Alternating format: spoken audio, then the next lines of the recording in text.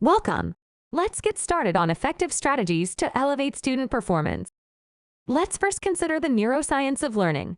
The vital intake and encoding of information occurs in the hippocampus, and the retrieval of information occurs in the frontal lobe.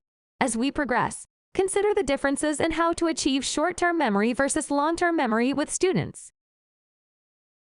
Today's classroom is unlike classrooms from previous generations. National surveys reveal 60% of college students met the criteria for at least one mental health problem, which is a 50% increase from 2013, and 3/4 of college students reported moderate or severe psychological distress. Now let's tie in the hippocampus that was just discussed with intake of information. An 8% reduction of hippocampal volume can occur with prolonged depression. Research is validating the need to employ strategies to assist students with focusing on learning content. We will discuss this in more detail in the final objective. Let's consider how to promote focus in the classroom through a series of self-reflective questions.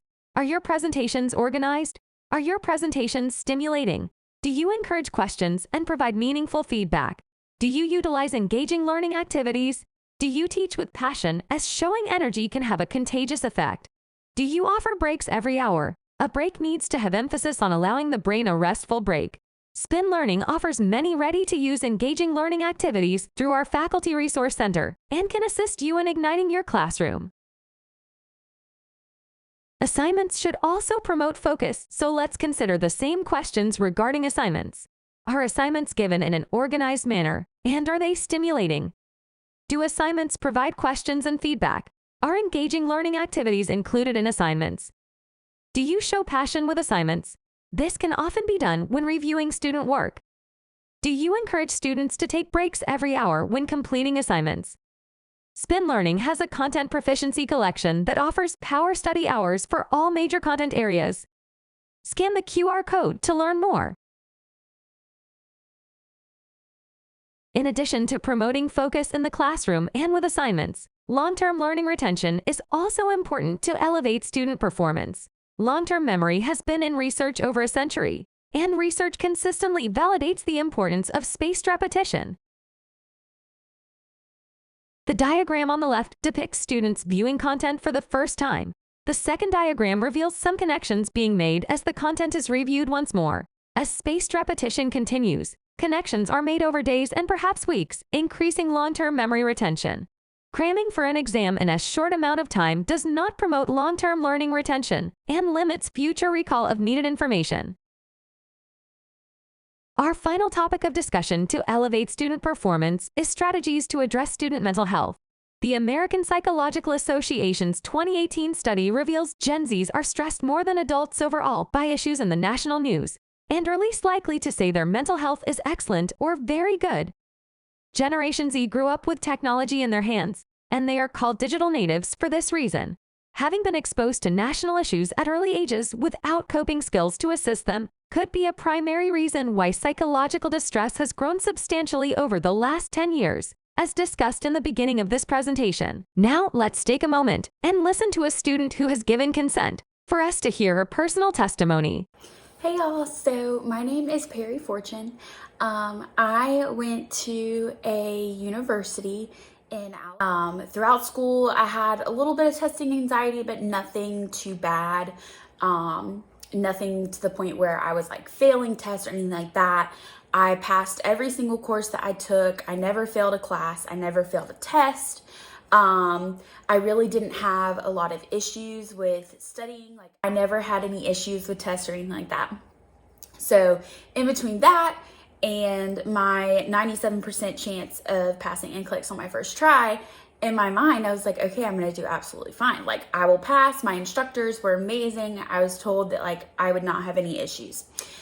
So fast forward, I take the exam in September, and I failed.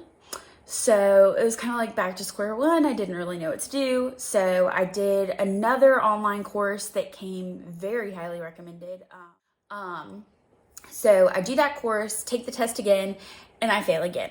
So I'm like, okay, what do I need to do differently at this point? And so I tried a third prep course that was online. This one was primarily practice questions. Like I did probably close to 1,000 practice questions, and all of them that I was doing, they were like, you're gonna be great, you're gonna pass, it'll be okay. And so at that point, I'm like, okay, great, I'm gonna do it again. Third time's the charm. Well, I failed again. And at this talked to the person at UWF, and they really highly recommended Spin Learning. So I got signed up with Spin, and I met Dr. Harris, and we hit it off immediately. She was so compassionate and understanding of my situation and how I didn't have any trouble in school at all, but then here I was not passing the NCLEX, which was kind of weird because everything that I had done told me that I was going to pass. I loved how personable it was. All the other programs I had done were mainly like you didn't get a one-on-one coach. It was just you did it at your own pace. And while that worked for me in the moment that I thought it worked for me, it was great. But then diving in with Spin, it was totally different, but in a good way. And the fact Spin really dove deep into the sections, and it split everything up into the categories like the actual NCLEX is. And which categories I actually needed help with.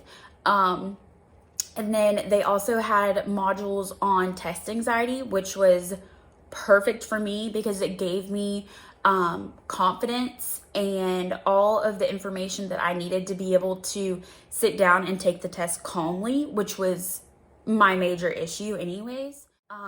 So I am extremely happy to say that I passed on my first try after taking Spin Learning.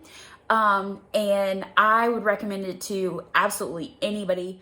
And I am a registered nurse, and I have a job, and I'm loving it. So things have just really been working out well. Perry's test anxiety was fully addressed at Spin Learning, and her confidence was built through a customized plan designed for her. We are honored to have been part of her success journey. Perhaps the most encouraging finding in the APA study is Gen Z is more willing to receive help than previous generations. Strategies for faculty include embracing the mental health issues many students are experiencing. Creating a positive and safe classroom environment is also of great benefit. Encourage self-care with students and assist students with mental health services as needed. The MoodFit app is a proactive tool to assist students, and providing a hotline or chat line is also an important resource. We at Spin Learning would like to take a moment and thank you for your time. Please feel free to reach out to us if you have any questions or would like to share your experience. We are always interested and want to hear from you.